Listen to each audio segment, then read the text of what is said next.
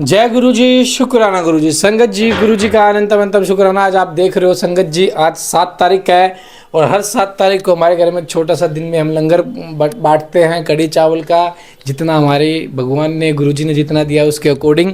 और संगत जी, हर 7 तारीख को हम घर में एक सत्संग करते हैं, शुक्राना सत्संग, क्योंकि गुरु जी ने बहुत दिया है, जो भी दिया है बहुत दिया है। तो मेरे मालिक, तो गुरु जी का सबसे पहले दर्शन कर लो। हमारा तो सत्संग पूर्ण हो जाता है, क्योंकि जब पाठ शुरू होता है ना तो गुरु जी के हमें दर्शन हो जाते हैं।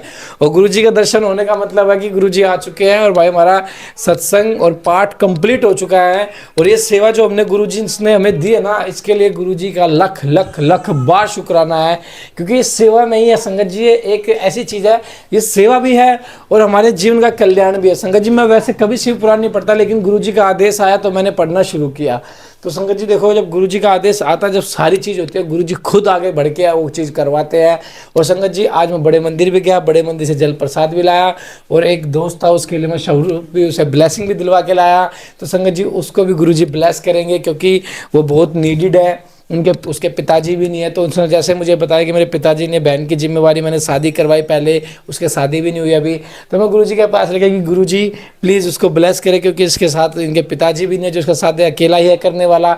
तो अब आपको इसका पिता बनना पड़ेगा, आपको इसका साथ देना पड़ेगा। उसके लिए गुरुजी बहुत बहुत शुक्राना कि आपने मुझे चुना ऐसे इंसान की मदद करने के लिए जिसको आपकी ज़रूरत है, बहुत ज़्यादा ज़रूरत है। उसे आपके बारे में पता नहीं था, मैंने बताया, फिर संगत जी वो एग्री हो गया। आज तो मैं उसे बड़े मंदिर ले गया, तो उसने आज चाय, हलवा और ब्रेड पकौड़े का लंगर प्रसाद किया। गुरु जी के दर्शन करे, गुरु जी का स्वरूप भी वो लेके गए, और बाकी जो भी स्वरूप हो गए हम उन्हें अवेलेबल करवा देंगे और उनके घर में जल्दी से एक शुक्राना सत्संग भी करवाएंगे। इसके लिए मेरे गुरुपा बहुत बहुत शुक्राना। यह आज का मेरा शुक्राना सत्संग था। मैं बहुत खुश हूँ गुरुपा, आपने इतनी प्यारी सेवा दी है, इतनी प्यारी सेवा दी है। बहुत बहुत शुक्राना गुरुपा, उसे ब्लेस करना, बहुत बहुत ब्लेस करना मेरे गुरुपा। संगत जी, कोई भी हो, मैं उनकी मदद करने में नहीं हटता। आप कोई भी संगत कभी भी देख लेना, कोई भी पर्सनल मुझे मैसेज करते हैं, मैं उन्हें तुरंत रिप्लाई देता हूँ। मैं कभी ये शो भी नहीं करता हूँ बिजी हूँ, मैं चाहे कितना भी बिजी हूँ, मैं संगत जी का रिप्लाई बहुत जल्द करता हूँ, बहुत, और कभी कभी तो तुरंत कर देता हूँ। तो संगत जी, यह सेवा गुरु जी ने दी है, तो इस सेवा को मैं पूरे दिल से निभा रहा हूँ। बस आप इस सेवा का लाभ उठाइए, पाठ को सुनिए, क्योंकि संगत जी आजकल पता नहीं क्या हो गया है, संगत इग्नोर बहुत कर रही है, चीज़ों को बहुत ज़्यादा इग्नोर किया जा रहा है। चैनल पे जितनी भी संगत है, सभी से अनुरोध है कि चीज़ों को इग्नोर ना करें। इतनी प्यारी सेवा है, इस चीज़ को इग्नोर ना करें संगत जी। आइए शुरू करते हैं गुरु जी के मंत्र जाप से आज के पाठ को। ओम नमः शिवाय, शिव जी सदा सहाय। ओम नमः शिवाय, गुरु जी सदा सहाय। और संगत जी, चैनल को सब्सक्राइब कर ले, बेल आइकन को प्रेस करें। जय गुरु जी। जय गुरु जी। ब्रह्मा जी का शिव के क्रोध अग्नि को वड नावल की संज्ञा दे समुद्र में स्थापित करके संसार के भय को दूर करना, शिव के विरह से पार्वती का शोक था, नारद जी के द्वारा उन्हें तपस्या के लिए उपदेश पूर्वक पंचाक्षर मंत्र की प्राप्ति। ब्रह्मा जी कहते हैं कि नारद, जब भगवान रुद्र के तीसरे नेत्र से प्रकट हुई अग्नि ने कामदेव को शिखर जलाकर भस्म कर दिया, तब वह बिना किसी प्रयोजन के ही प्रज्वलित हो सब और फैलने लगी। इसे चराचर प्राणियों सहित तीनों लोकों में महान हाहाकार मच गया। तात संपूर्ण देवता और ऋषि तुरंत मेरी शरण में आए। उन सब ने अत्यंत व्याकुल होकर मस्तक झुका दोनों हाथ जोड़ मुझे प्रणाम किया और मेरी स्तुति करके वह दुख निवेदन किया। वह सुनकर मैं भगवान शिव का स्मरण करके उसके हेतु का भली भांति विचार कर तीनों लोकों की रक्षा के लिए विनीत भाव से वहां पहुंचा। वह अग्नि ज्वाला मालाओं से अत्यंत उद्दीप्त हो जगत को जला देने के लिए उदित थी, परंतु भगवान शिव की कृपा से प्राप्त हुए उत्तम तेज के द्वारा मैंने उसे तत्काल स्तंभित कर दिया। मुने त्रिलोकी को दग्ध करने की इच्छा रखने वाली उस क्रोधमय अग्नि को मैंने एक ऐसे घोड़े के रूप में परिणत कर दिया कि जिसके मुख से सौम्य ज्वाला प्रकट हो रही थी। भगवान शिव की इच्छा से उस वांडव शरीर वाली अग्नि को देखकर लोकहित के लिए समुद्र तट पर गया। मुझे आया देख समुद्र एक दिव्य पुरुष का रूप धारण करके हाथ जोड़े हुए मेरे पास आया। मुझ संपूर्ण लोकों के पितामह की भली भांति विधिवत स्तुति वंदना करके सिंधु ने मुझसे प्रसन्नतापूर्वक कहा। सागर बोला कि सर्वेश्वर ब्रह्मन, आप यहाँ किस लिए पधारे हैं? मुझे अपना सेवक समझकर इस बात को प्रतिपूर्वक कहिए। सागर की बात सुनकर भगवान शंकर का स्मरण करके लोकहित का ध्यान रखते हुए मैंने उसे प्रसन्नतापूर्वक कहा कि तात समुद्र, तुम बड़े बुद्धिमान और संपूर्ण लोगों के हितकारी हो। मैं शिव की इच्छा से प्रेरित हो हार्दिक प्रतिपूर्वक तुमसे कह रहा हूँ, भगवान महेश्वर का क्रोध है, जो महान शक्तिशाली अश्व के रूप में यहाँ उपस्थित है। यह कामदेव को दग्ध करके तुरंत ही संपूर्ण जगत को भस्म करने के लिए उद्यत हो गया था। यह देख पीड़ित हुए देवताओं की प्रार्थना से मैं स्वेच्छा शंकर इच्छावश वहां गया और अग्नि को स्तंभित कर दिया। फिर उसने घोड़े का रूप धारण किया और मैं उसे लेकर यहाँ आ गया। जलाधार, मैं जगत पर दया करके तुम्हें यह आदेश दे रहा हूँ कि इस महेश्वर के क्रोध को, जो वांडव का रूप धारण करके मुख से ज्वाला प्रकट करता हुआ खड़ा है, उस पर लयकाल पर्यंत धारण किए रहो। सरितपते मैं यहाँ आकर वास करूँगा। तब तुम भगवान शंकर के अद्भुत क्रोध को छोड़ देना, तुम्हारा जल ही प्रतिदिन इसका भोजन होगा। तुम यत्नपूर्वक इसके ऊपर ही धारण किए रहना, जिससे यह तुम्हारी अनंत जल राशि के भीतर न चला जाए। ब्रह्मा जी कहते हैं कि नाद में मेरे ऐसा कहने पर समुद्र ने रुद्र की क्रोधाग्नि रूप वडनावल को धारण करना स्वीकार कर लिया, जो दूसरों के लिए असंभव था। तदंतर वह वडवा अग्नि समुद्र में प्रविष्ट हुई और ज्वाला मालाओं से प्रदीप्त हो सागर की जल राशि का दहन करने लगी। मुने इसे संतुष्ट होकर मैं अपने लोक को चला गया और वह दिव्य रूपधारी समुद्र इसे प्रणाम करके अदृश्य हो गया। महामुनि रुद्र की इस क्रोधना अग्नि के भय से छूटकर संपूर्ण जगत समस्ता का अनुभव करने लगा और देवता था मुनि सुखी हो गई। नारद जी बोले कि दयानिधे मदन दहन के पश्चात गिरिराज नंदिनी पार्वती देवी ने क्या किया, वे अपने दोनों सखियों के साथ कहाँ गई, यह सब मुझे बताइए। ब्रह्मा जी ने कहा कि भगवान शंकर के नेत्र से उत्पन्न हुई आग ने जब कामदेव को दग्ध कर दिया, तब वह महान अद्भुत शब्द प्रकट हुआ, उससे सारा आकाश गूंज उठा। उस महान शब्द के साथ ही कामदेव को दग्ध हुआ देख भयभीत और व्याकुल हुई पार्वती दोनों सखियों के साथ अपने घर चली गई। उस शब्द से परिवार सहित ही मानवी बड़े विस्मय में पड़ गए और वहां गई हुई अपनी पुत्री का स्मरण करके उन्हें बड़ा क्लेश हुआ। इतने में ही पार्वती दूर से आती हुई दिखाई दी। वे शंभु के विरह से रो रही थी। अपनी पुत्री को अत्यंत विह्वल देख शैलराज हिमवान को बड़ा शौक हुआ और वे शीघ्र ही उसके पास आ पहुंचे। वे फिर हाथ से उसकी दोनों आंखें पोंछकर बोले, शिवे रो मत। ऐसा कहकर अचलेश्वर हिमवान ने अत्यंत विह्वल हुई पार्वती को शीघ्र ही गोद में उठा लिया और उसे सांत्वना देते हुए अपने घर ले आए। कामदेव का दाह करके महादेव जी अदृश्य हो गए, अतः उनके विरह से पार्वती अत्यंत व्याकुल हो उठी थी। उन्हें कहीं भी सुख या शांति नहीं मिलती थी। पिता के घर जाकर जब वे अपनी माता से मिले, उस समय पार्वती शिवा ने अपना नया जन्म हुआ माना। वे अपने रूप की निंदा करने लगी और बोली, हाय मैं मारी गई। सखियों के समझाने पर भी वे गिरिराजकुमारी कुछ समझ ही नहीं पाती थी। वे सोते जागते, खाते पीते, नहाते धोते, चलते फिरते और सखियों के बीच में खड़े होते समय भी कभी भी किन मात्र भी सुख अनुभव नहीं करती थी। मेरे स्वरूप को तथा जन्म कर्म को भी धिक्कार है, ऐसा कहती हुए सदा महादेव जी की प्रत्येक चेष्टा का चिंतन करती थी। इस प्रकार पार्वती भगवान शिव के विरह से मन ही मन अत्यंत क्लेश का अनुभव करती और किंचन मात्र भी सुख नहीं पाती थी। वे सदा शिव का जप किया करती थी। शरीर से पिता के घर में रहकर वे चित्त से पिनाक पानी भगवान शंकर के पास पहुंची रहती थी। तात शिवा शोक मगन हो बारंबार मूर्छित हो जाती थी। शैलराज हिमवान उनकी पत्नी मेनका तथा उनके मैनाक आदि से भी पुत्र जो बड़े उदार चेता थे, उन्हें सदा सांत्वना देते रहते थे, तथापि वह भगवान शंकर को भूल न सकी। बुद्धिमान देवर्षि तदंतर एक दिन इंद्र की प्रेरणा से इच्छानुसार घूमते हुए तुम हिमालय पर्वत पर आए। उस समय महात्मा हिमवान ने तुम्हारा स्वागत सत्कार किया और कुशल मंगल पूछा। फिर तुम उनके दिए हुए उत्तम आसन पर बैठे। तदंतर शैलराज ने अपनी कन्या के चरित्र का आरंभ से ही वर्णन किया, किस तरह से उन्होंने महादेव जी की सेवा आरंभ की और किस तरह उनके द्वारा कामदेव का दहन हुआ। यह सब कुछ बताया मुने। यह सब सुनकर तुमने गिरिराज से कहा कि शैलेश्वर भगवान शिव का भजन करो। फिर उनसे विदा लेकर तुम उठे और मन ही मन शिव का स्मरण करके शैलराज को छोड़ शीघ्र ही एकांत में काली के पास आ गए।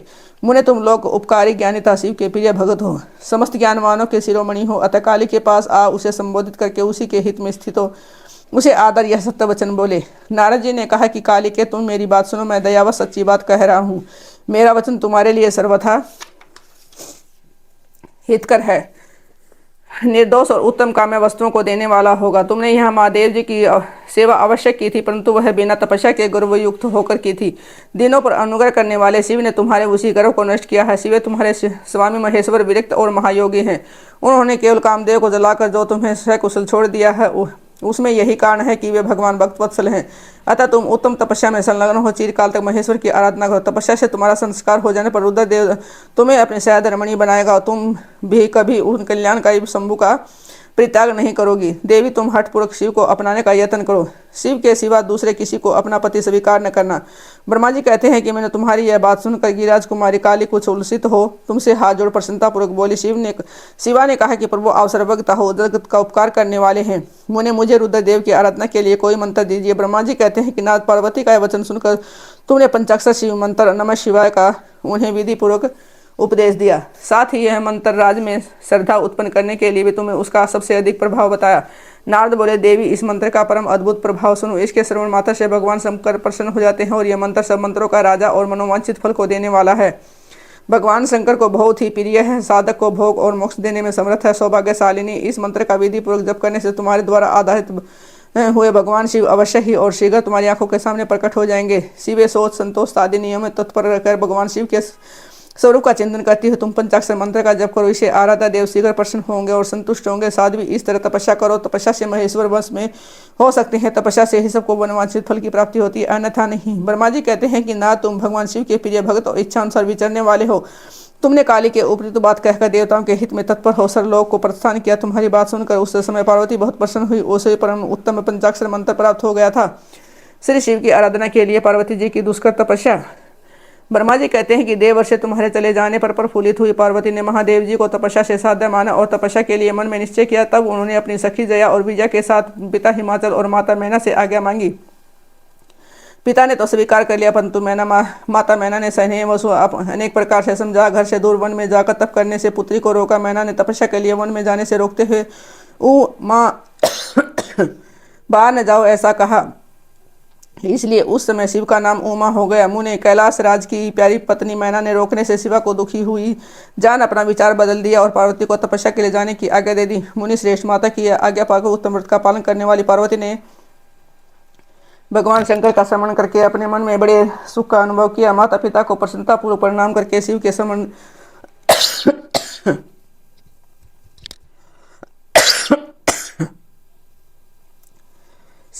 पूर्वक दोनों सखियों के साथ वे तपस्या करने के लिए चली गई।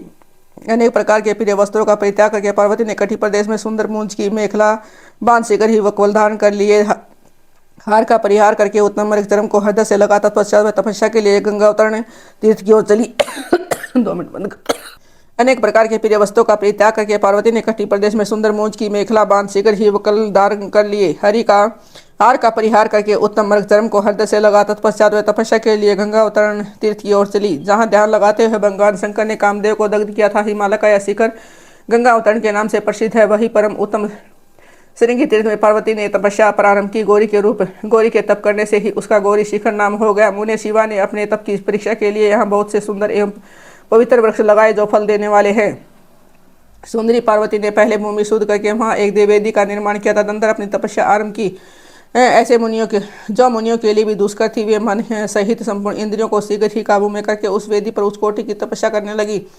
ग्रीष्म ऋतु में अपने चारों ओर दिन रात आग लगाए रखकर वे बीच में बैठती और निरंतर पंचाक्षर मंत्र का जप करती रहती। वर्षा ऋतु में वेदी पर स्थिर आसन से बैठकर अथवा किसी पत्थर की चट्टान पर ही आसन लगाकर वे निरंतर वर्षा की जलधारा से भीगती रहती थी। शीतकाल में निराहार रहकर भगवान शंकर के भजन में तत्पर रहती। वह सदा शीतल जल के भीतर खड़ी रहती तथा रात पर बर्फ की चट्टानों पर बैठा करती थी। इस प्रकार तप करती हुई पंचाक्षर मंत्र के जप में संलग्न हो शिवा संपूर्ण मनोवांछित फलों के दाता शिवा का ध्यान करती थी। परंतु अवकाश मिलने पर वे सखियों के साथ अपने लगाए हुए वृक्षों को प्रसन्नतापूर्वक सींचती और वहां पधारे हुए अतिथियों का आतिथ्य सत्कार भी करती थी। शुद्ध चित्त वाली पार्वती ने प्रचंड आंधी, कड़ाके की सर्दी, अनेक प्रकार की वर्षा तथा दूसरे धूप के अभिसेवन किया। उनके ऊपर वहां नाना प्रकार के दुख आए, परंतु वहां उन्होंने सब कुछ उन सबको नहीं गिना। मुने वे केवल शिव में मन लगाकर वहां सुस्थिर भाव से खड़ी या बैठी रहती थी। उनका पहला वर्ष फलाहार में बीता और दूसरा वर्ष उन्होंने केवल पत्ते चबाकर बिताया। इस तरह तपस्या करती हुई देवी पार्वती ने क्रमशः असंख्य वर्ष व्यतीत किया। तदनंतर हिमवान की पुत्री शिवा देवी पत्ते खाकर भी छोड़कर सर्वथा निराहार रहने लगी। तो भी तपस्याचार्य में उनका अनुराग बढ़ता ही गया। हिमाचल पुत्री शिवा ने भोजन के लिए पर्ण का भी त्याग कर दिया, इसलिए देवता ने उनका नाम अपर्णा रख दिया। उसके बाद पार्वती भगवान शिव के स्मरण पूर्वक एक पैर से खड़ी होकर पंचाक्षर मंत्र का जप करती हुई बड़ी भारी तपस्या करने लगी। उसके अंग चीर और वल्कल से ढके थे। वे मस्तक पर जटाओं का समूह धारण किए रहती थी। इस प्रकार शिव के चिंतन में लगी हुई पार्वती ने अपनी तपस्या के द्वारा मुनियों को जीत लिया। उस तपोवन में महेश्वर के चिंतन पूर्वक तपस्या करती हुई काले गए 30,000 वर्ष व्यतीत हो गए। जहाँ उन्होंने महादेव के 60,000 वर्षों तक तप किया था, उस स्थान पर अक्षण बैठाए कर शिवा देवी इस प्रकार चिंता करने लगी, क्या महादेव दी इस समय यह नहीं जानते कि मैं उनके लिए नियमों का पालन में तत्पर हो तपस्या कर रही हूँ। फिर क्या कारण है कि सुदीर्घ काल से तपस्या में लगी हुई मुझ सेविका के पास वे नहीं आए। लोक में वेद में मुनियों द्वारा सदा गिरीश की महिमा का ज्ञान किया जाता है। यह सब कहते हैं भगवान शंकर सर्वात्मान सर्वदर्शी समस्त ऐश्वर्यों के दाता, दिव्य शक्ति संपन्न, सबके मनोभाव को समझ लेने वाले, भक्तों को अपनी अभिष्ट वस्तु देने वाले, सदा समस्त क्लेशों का निवारण करने वाले, और मैं समस्त कामनाओं का परित्याग करके भगवान वृष ध्वज में अनुरक्त हुई हूँ। जो कल्याणकारी भगवान शिव या मुझ पर प्रसन्न हो। यदि मैंने नारद तंत्रोक्त शिव पंचाक्षर मंत्र का सदा उत्तम भक्ति भाव से विधि पूर्वक जप किया है तो भगवान शंकर मुझ पर प्रसन्न हो। यदि मैं सर्वेश्वर शिव की भक्ति से युक्त एवं निराकार हूँ तो भगवान शंकर मुझ पर अत्यंत प्रसन्न हो। इस तरह नित्य चिंतन करती हुई जटावल्कल धारिणी निर्विकार पार्वती मुँह नीचे की सुदीर्घ काल तक तपस्या में लगी रही। उन्होंने ऐसी तपस्या की जो मुनियों के लिए भी दुष्कर थी। वहाँ उस तपस्या का स्मरण करके पुरुषों को बड़ा विस्मय हुआ। महर्षि पार्वती की तपस्या का जो दूसरा प्रभाव पड़ा था उसे भी इस समय सुनो। जगदम्बा पार्वती का वह महान तप परम आश्चर्यजनक था। जो स्वभाव होता है एक दूसरे के विरोधी थे, ऐसे प्राणी भी उस आश्रम के पास जाकर उनकी तपस्या के प्रभाव से विरोध रहित हो जाते थे। सिंह और गौ आदि सदा रागारी 200 से युक्त रहने वाले पशु भी पार्वती के तप की महिमा से वहां परस्पर बाधा नहीं पहुंचाते थे। मुनि श्रेष्ठ इसके जो संभावतः एक दूसरे के बैरी हैं, वे चूहे बिल्ली आदि एक दूसरे के जीव भी इस आश्रम पर कभी रोष आदि विकारों से युक्त नहीं होते थे। वहां के सभी वृक्षों में सदा फल लगे रहते थे। भांति भांति के तृण और विचित्र पुष्प उस वन की शोभा बढ़ाते थे। वहां का सारा वन प्रांत कैलाश के समान हो गया था। पार्वती के तप की सिद्धि का साकार रूप बन गया।